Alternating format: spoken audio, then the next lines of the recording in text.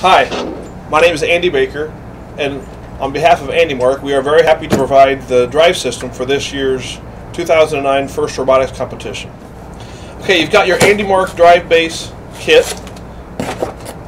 Dude, they're AndyMark parts. So first thing you should do is make sure all the stuff that's supposed to be in here is in here. Got this thing here that shows you that there's two tough boxes here and here, and we've got a video that shows you how to put these together, so look at that video online for the detailed assembly of this. We also have 4 wheels in here. Each wheel gets 2 bearings, 1 spacer, and 1 sprocket. We have a video that shows you how to put those together. We've also got some battery plugs that flag batteries that are charged, and then the rest of the parts are for the C-base drive system. Okay, before you start building your C-base chassis, go ahead and assemble 4 wheels with the spacer and the sprocket and the 2 bearings as such. You're going to have to go get some number 10 screws to do that. So you're going to have 4 wheels ready. Get 2 tough boxes ready. You can put 1 motor on each tough box, or you can put 2 motors on each tough box. We just happen to have tough boxes with 1 motor for this demonstration. So before you build your C-base drive, you got to decide if it's going to be a long drive base with wheels along the long side, or a narrow drive base with wheels along the short side. So we have the sprocket of choice here that tells you that I'm just going to spin it for you because I don't know how you want to play the game. You might choose a long drive base or a wide drive base. So here we go. What's it going to be? Whoa! So we're going to do a video for the long drive base, and in a little while we'll do another video for the wide drive base in case that's what you want to do. So get your user guide, and we're going to follow along this user guide.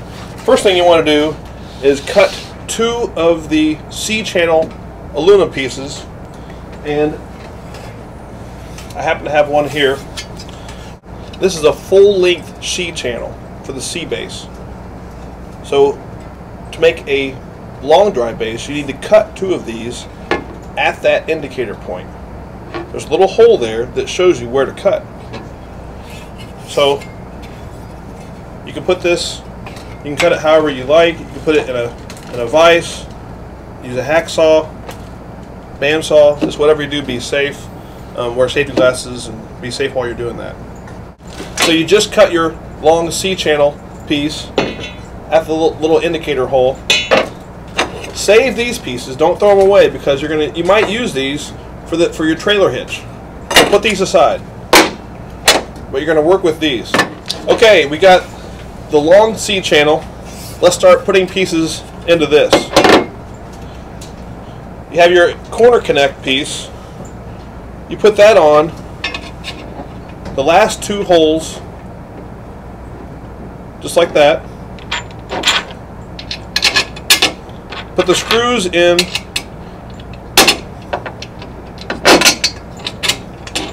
So the head's going this way, and notice that there is the offset hole in the middle of the C-channel that's down. So it's a little bit down from center. So this is the way it's supposed to go. Now it's best, you'll find this out later, but it's best to have this extra hole here closest to this rail.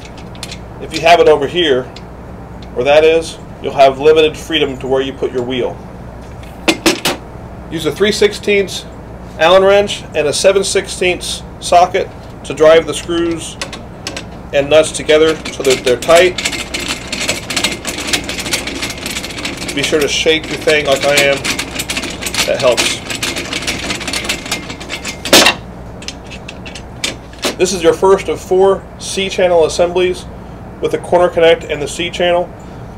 Notice that the screw heads are up while the hole in the middle is down, and also this little extra hole here is closest to this side, not on this end.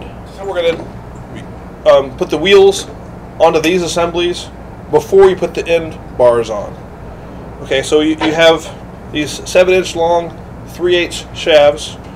You have some nuts to go with them, and you have 2 different sizes of spacers. You have 4 of each of those. First thing you do is you put the bolt through the hole that's closest to the end. That's the hole for 6-inch wheels. Then put on the long spacer, and put on the wheel with the sprocket facing out. The 3/8 bolt fits into the 3/8 ID bearings just nice. Next, put on the shorter spacer, and that's their stack up for your wheel and axle assembly. Do the same thing on the other end with one exception. Put the short spacer on first, then the wheel, and the long spacer. Like that. Take another C-channel assembly. Make sure you keep your hole down just like the one is that you just assembled. Put the bolts through the outer holes.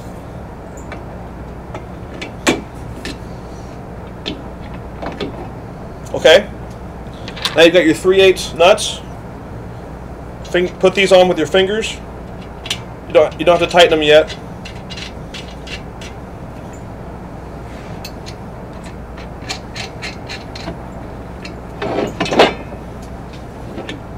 So you've got a loose assembly of one of your wheel C-channel assemblies.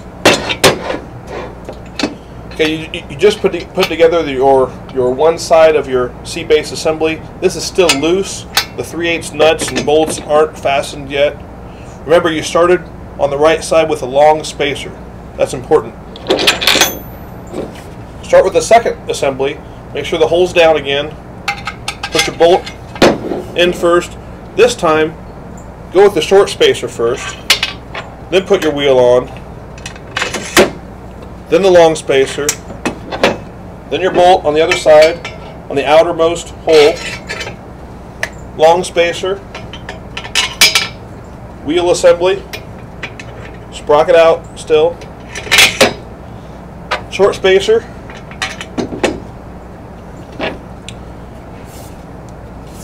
Channel assembly. The hole in the middle is still down.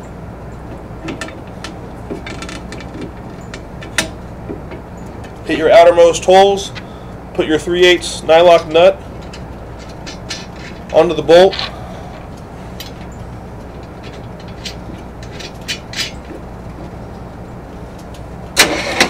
Now you've got 2 wheel assemblies loosely assembled. Let's call this one the left side. Call this one the right side.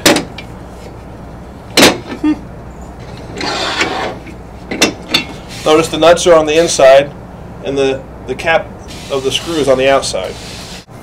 Okay, so you've got your short cut C-channel. We're going to mount it to this end of the long drive base.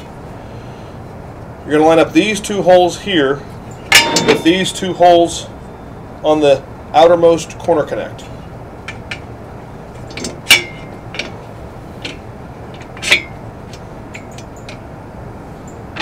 Take one of your 1/4 2-inch screws, another one, 3, 4. Then you can start putting the nuts on the back side.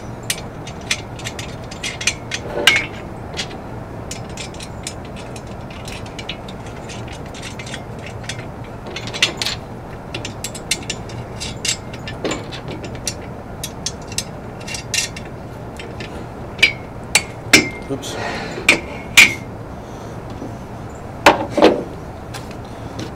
Take your 3/16 Allen wrench and your 7/16 socket. You can tighten these up. So you've got a nice rigid corner here with all 8 of these 1/4-inch screws tight. You can do the same thing for this side. Okay, so now you've gotten your two side assemblies fastened to your end C channel. You have 4 bolts in each end. It's time to mount the tough boxes.